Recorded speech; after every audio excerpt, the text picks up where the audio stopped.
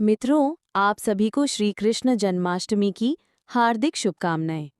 मित्रों, आज हम आप सभी लोगों को श्री कृष्ण जन्माष्टमी की एक अत्यंत ही महत्वपूर्ण कथा सुनाने वाले हैं। जो भी माताएं, बहनें या मेरे प्रिय भाई श्री कृष्ण जन्माष्टमी का व्रत रखते हैं, तो उन्हें इस कथा को अवश्य सुनना चाहिए। इससे मनोवांछित फल की प्राप्ति होती है। कान्हा जी आपकी सभी मनोकामनाएं अवश्य पूरी करते हैं। आज की इस वीडियो में हम श्री कृष्ण जन्माष्टमी पर सुनी जाने वाली कथा कहानी सुनेंगे। मित्रों, श्री कृष्ण जन्माष्टमी का व्रत भाद्रपद में कृष्ण पक्ष की अष्टमी तिथि को मनाया जाता है और श्री कृष्ण जन्माष्टमी को भगवान श्री कृष्ण के जन्मोत्सव के रूप में मनाया जाता है। भगवान श्री कृष्ण का जन्म भाद्रपद कृष्ण पक्ष की अष्टमी को बुधवार के दिन रोहिणी नक्षत्र में अर्धरात्रि के समय हुआ था। जन्माष्टमी का ये व्रत पूरे साल में रखे जाने वाले व्रतों में सबसे बड़ा माना जाता है।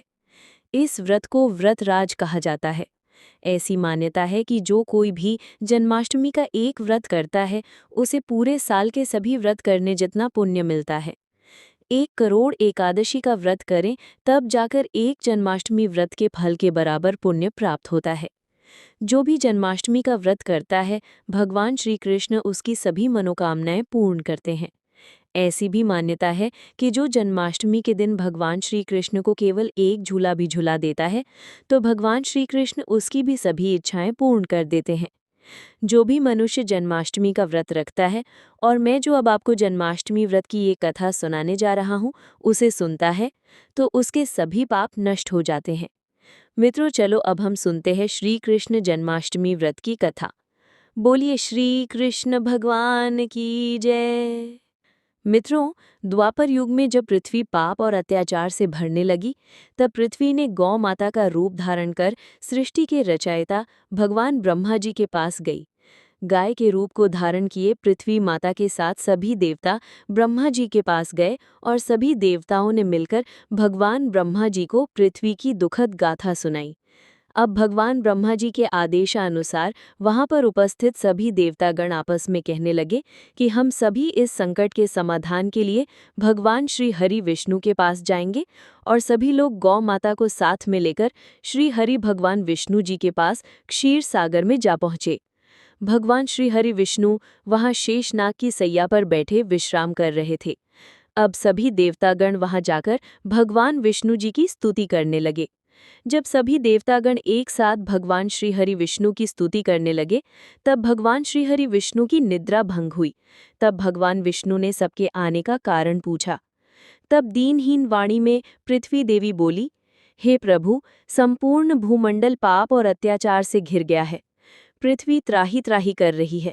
कृपा करके आप इस संकट का निवारण करें और पृथ्वी को संकट से मुक्त करें। ये बात सुनकर भगवान श्री हरि विष्णु जी बोले, ठीक है, मैं पृथ्वी को समस्त दानवों से बचाने के लिए ब्रजमंडल में वासुदेव भार्या और कंस की बहन देवकी के गर्भ से जन्म लूंगा। इसलिए तुम ब्रजभूमि में जाकर यादव कुल में अपना शरीर धारण करो और मेरे द्वारा की जाने वाली बाल लीलाओं का आनंद लो। इतना कहकर भगवान श्रीहरि अब सभी देवता और पृथ्वी देवी ब्रजभूमि में जाकर यादव कुल में नंद, यशोदा और गोपियों के रूप में जन्म लेते हैं। इसके बाद कुछ दिन ऐसे ही व्यतीत होते गए। कुछ दिनों के बाद वासुदेव और देवकी अपने साले कंस के साथ गोकुल जा रहे थे, और पृथ्वी को आतंकित करने वाला और कोई नहीं, देवकी का भाई कंस था। जब भी तीनों गोकुल धाम जा रहे थे, तभी अचानक से आकाशवाणी हुई, अरे दुराचारी कंस, जिसे तू अपनी बहन समझकर अपने साथ ले जा रहा है, उसी के गर्भ से जन्म लेने वाला 8वां पुत्र तेरी मृत्यु का कारण बनेगा। इतना सुनते ही कंस ने तुरंत तलवार उठा ली और देवकी को मारने के लिए दौड़ पड़ा। तभी वासुदेव ने उसे पकड़ लिया और कहा, हे कंस, ये तो बेकसूर है, इसे मारना उचित नहीं है, और तुम जैसे एक यशस्वी राजा को ये शोभा भी नहीं देता। जब भी देवकी के गर्भ से कोई संतान जन्म लेगी, मैं उन्हें तुम्हें सौंप दूंगा। तुम उन्हें जो चाहो कर सकते हो। तब तुम्हें कौन मार सकेगा? कंस ने वासुदेव की बात मान ली और वासुदेव और देवकी को ले जाकर एक जेल खाने में बंद कर दिया। अब जब भी देवकी को कोई पुत्र होता, कंस उसे मार डालता। देवकी के 7 पुत्रों को मारने के बाद जब 8वें गर्भ की बात कंस को पता चली, तो उसने उन्हें विशेष कारागार में डाल दिया और वहां पर कड़ा पहरा बैठा दिया। भाद्रपद के कृष्ण पक्ष की अष्टमी को अर्धरात्रि के समय पद्मधारी भगवान श्री कृष्ण का जन्म हुआ। चारों ओर प्रकाश फैल गया। लीलाधारी भगवान की लीला देखकर वासुदेव और देवकी उनके सामने हाथ जोड़कर खड़े हो गए। भगवान श्री कृष्ण ने जब अपना बाल रूप लिया तब देवकी और वासुदेव की हाथों की हथकड़ियां टूट गईं। दरवाजे अपने आप खुल गए। पहरेदार को नींद आ गई। तब वासुदेव भगवान श्री कृष्ण जी को अपने साथ लेकर वहां से निकल गए। जब वासुदेव जी ने यमुना को पार करने के लिए यमुना के अंदर प्रवेश किया तब यमुना का स्तर बढ़ने लगा। भगवान के चरण कमल छूने को लालायित यमुना भगवान श्री कृष्ण के पैरों को जब वो छू लेती है तब भगवान के चरण कमल का स्पर्श करते ही वह एकदम से नीचे उतर गई और बिल्कुल घट गई। वासुदेव पैदल ही यमुना को पार कर गए और गोकुल धाम पहुंच गए। वहां जाकर उन्होंने देखा कि एक दरवाज़ा खुला हुआ है। खुले हुए दरवाजे और सोई हुई मैया यशोदा को देखकर वासुदेव ने बाल गोपाल श्री कृष्ण को वहां सुला दिया और मैया यशोदा के पास सोई कन्या को लेकर वापस चले आए। जब वासुदेव वापस कारागार में पहुंचे तो उन्हें अपने आप ही बेड़ियां लग गईं और दरवाजे भी बंद हो गए। दरवाजे बंद होने के बाद सोए हुए पहरेदार जाग गए।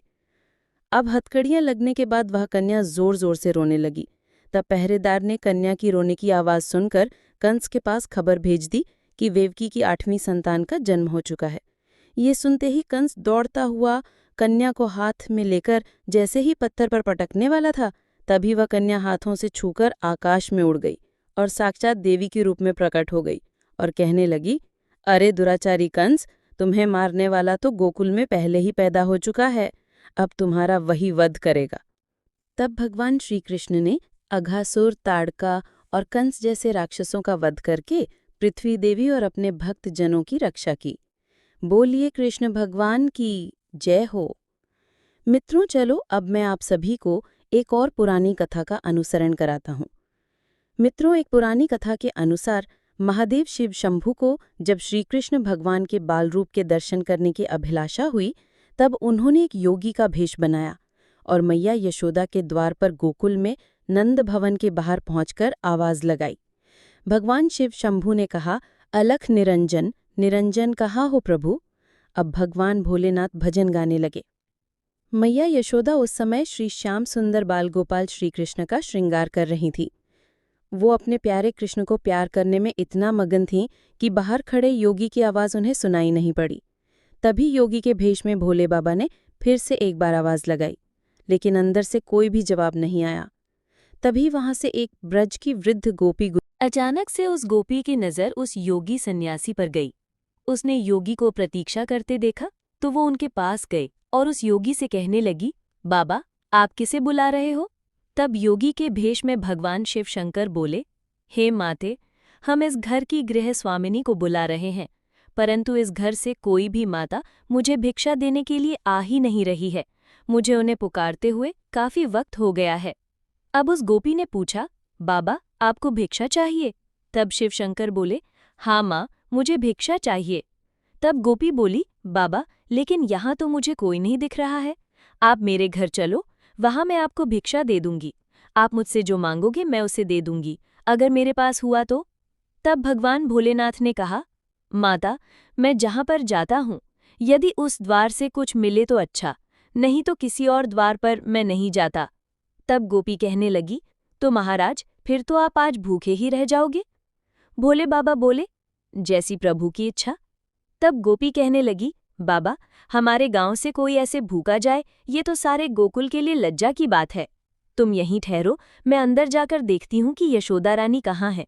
ये कहकर गोपी नंद भवन के अंदर गए तो देखती है कि मैया यशोदा तो श्याम सुंदर का श्रृंगार कर रही थी, लोरी गाकर उन्हें सुला रही थी। इधर बाहर खड़े भगवान शंकर मन ही मन कहने लगे, प्रभु, दर्शन किए बगैर तो मैं नहीं जाऊंगा। तब गोपी अंदर जाकर मैया यशोदा से कहती है, यशोदा रानी, कहाँ हो। तब मैया यशोदा कहती है, आओ काकी, क्या बात है। तब गोपी कहने लगी, यशोदा रानी, तुम्हारे द्वार पर एक योगी कब से भिक्षा के लिए खड़ा है, तुमने उसकी आवाज़ नहीं सुनी। तब मैया यशोदा बोली, नहीं तो, मुझे तो कोई आवाज़ नहीं आई। तब गोपी कहने लगी, अरे जल्दी से उसे भिक्षा दे दो, वो तो कोई बड़ा महात्मा लगता है।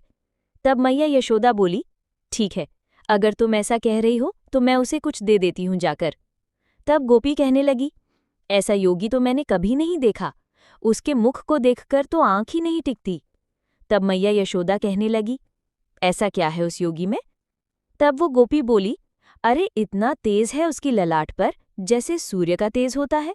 और देखो कितना बड़ा नियम है उसका कि वो जिस द्वार पर भिक्षा के लिए खड़ा हो जाता है, बस वहीं से भिक्षा लेता है, और भिक्षा ना मिलने पर भूखे पेट ही लौट जाता है। तब मैया यशोदा कहने लगी, अरे काकी, आपकी बातों को सुनकर मैं तो दक्षिणा देना भूल ही गई, अभी लेकर आती हूँ। तब मैया यशोदा संदूक से धन और एक मोती की माला निकालते हुए कहती है, अगर वो महात्मा इतनी ही बड़ी दिव्य आत्मा है तो ये बहुमूल्य मोती की माला दे देती हूँ।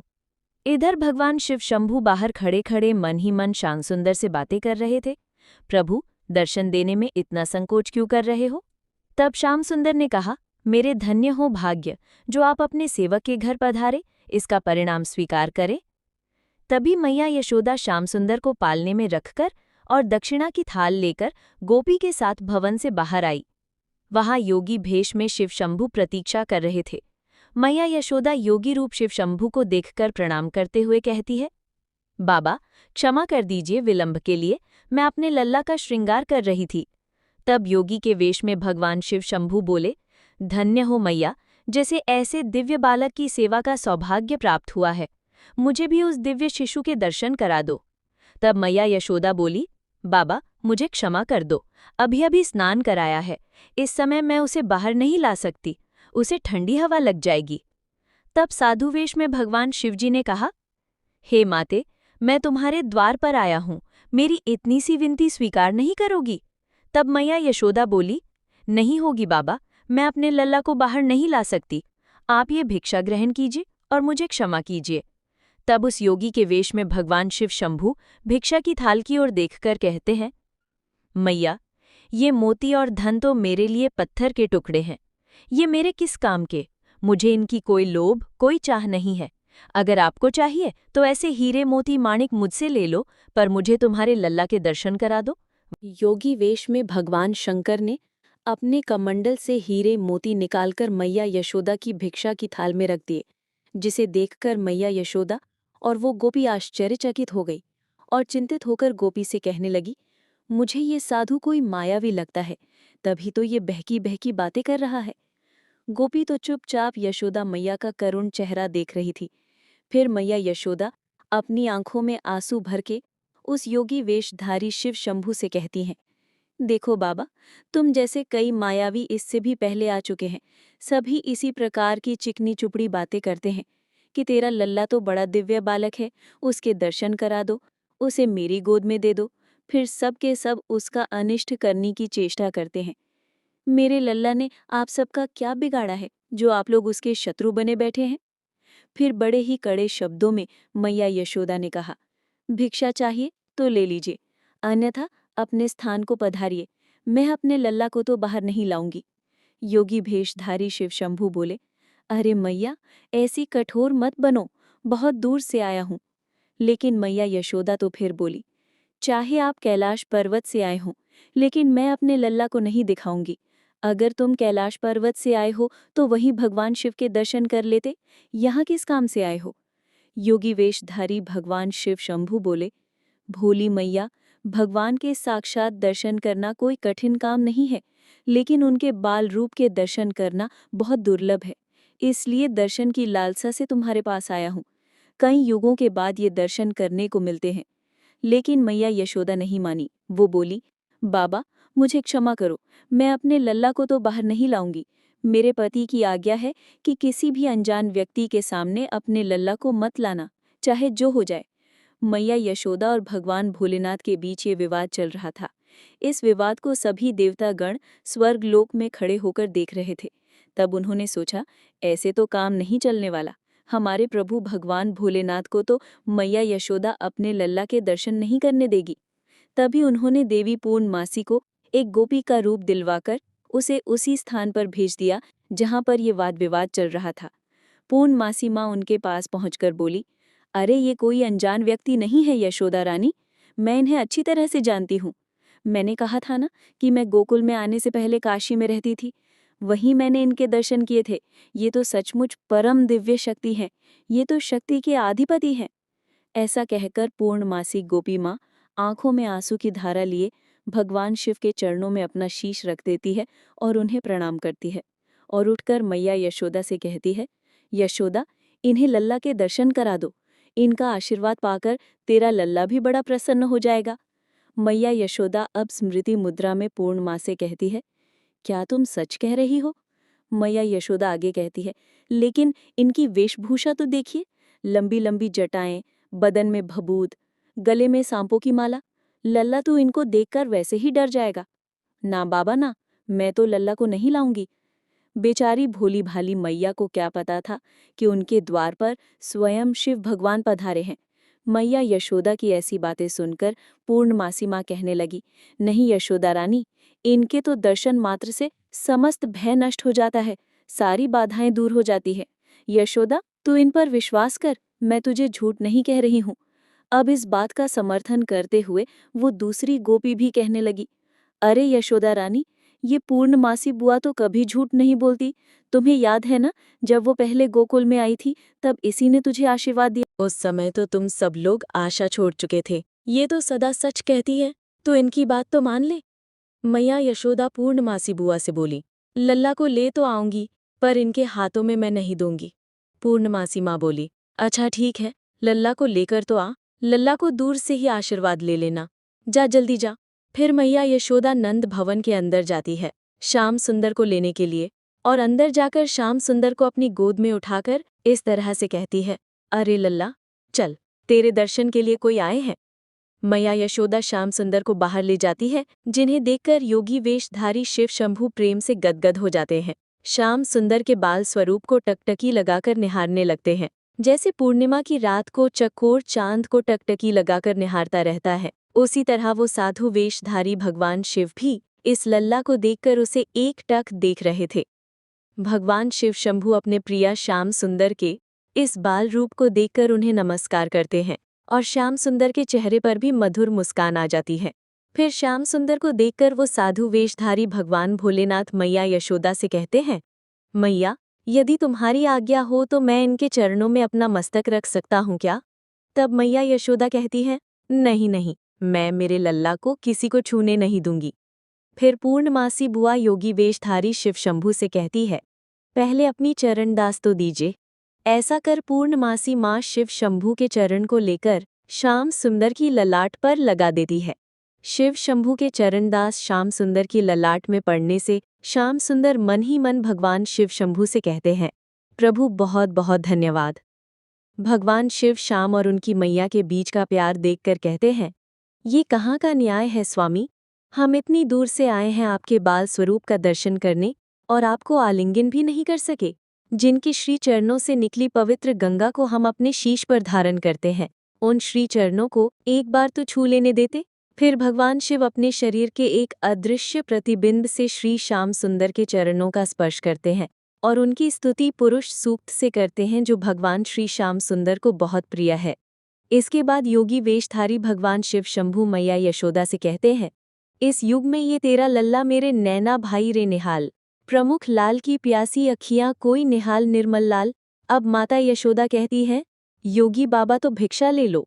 तब भगवान शिव कहते हैं, अपने हीरे मोती ये पत्थर आप ही रख लो, ये मेरे किस काम के, मैं तो माला माल हो गया तेरे लाल का दर्शन करके, यही मेरी भिक्षा थी। और ऐसा कहकर योगी वेशधारी शिव शंभू वहां से अंतर्ध्यान हो जाते हैं। ऐसा अनुपम दृश्य देखकर स्वर्गलोक से सभी देवी देवता प्रसन्न होकर पुष्पों की वर्षा करने लगते हैं। जन्माष्टमी के दिन श्री कृष्ण के दर्शन की इस कथा को जो कोई भी सुनता है, उसे भगवान श्री कृष्ण के बाल रूप के दर्शन करने का सौभाग्य प्राप्त होता है और पुण्य फल भी प्राप्त होता है। मित्रों, आपको हमारे द्वारा सुनाई गई श्री कृष्ण जन्माष्टमी व्रत कथा कैसी लगी, हमें कमेंट करके अवश्य बताना। साथ ही इस वीडियो को आप सभी अपने लोग मित्र बंधुओं के साथ शेयर भी करना। मित्रों, आप सभी ने अगर अभी तक हमारे चैनल को सब्सक्राइब नहीं किया है तो आप सभी लोग हमारे चैनल को सब्सक्राइब अवश्य करना। बाकी मित्रों, आप सभी का इस वीडियो को यहाँ तक